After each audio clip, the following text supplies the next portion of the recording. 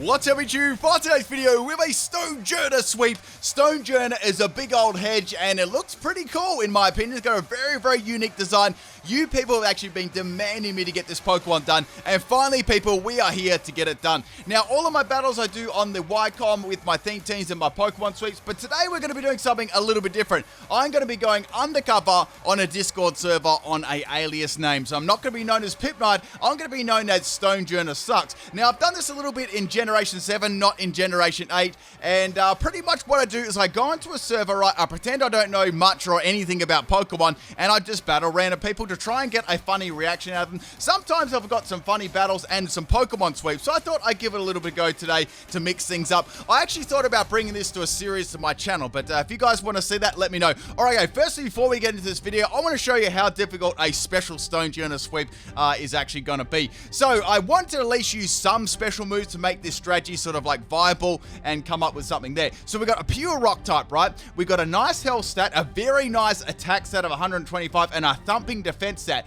After those three things, it starts to drop off a bit. When you look at its special attack, it's only base 20, like base 20. Then its special defense is base 20 as well. And its speed, well, it's only 70, which is really nothing to write home about. Now, it's got the ability Power Spot. Now, Power Spot's a really cool ability, but unfortunately, it's a doubles Pokemon ability. And I wanted to use it in singles, right? I wanted to make it challenging and use this Pokemon in singles, because that's like exponentially harder. So what Power Spot does is pretty much it the Pokemon's allies have their base power, the moves multiplied by 1.3, which would be great if it applied to Stonjourner, but it doesn't. Now the special moves that this Pokemon gets, these are the only ones. We got Ancient Power, which is its best move. It's its stab, and it's only base power of 60. So it's you know, it's very low. Earth Power, Hyper Beam, Round, and Snore. So this is just a pile of garbage, right? On top of its already bad, you know, special attack of 20. Anyway, I come up with a really good strategy. Well, the best strategy I could actually come up with, and it actually worked really well. I'll do a full explanation of what happened in this video and my thoughts and,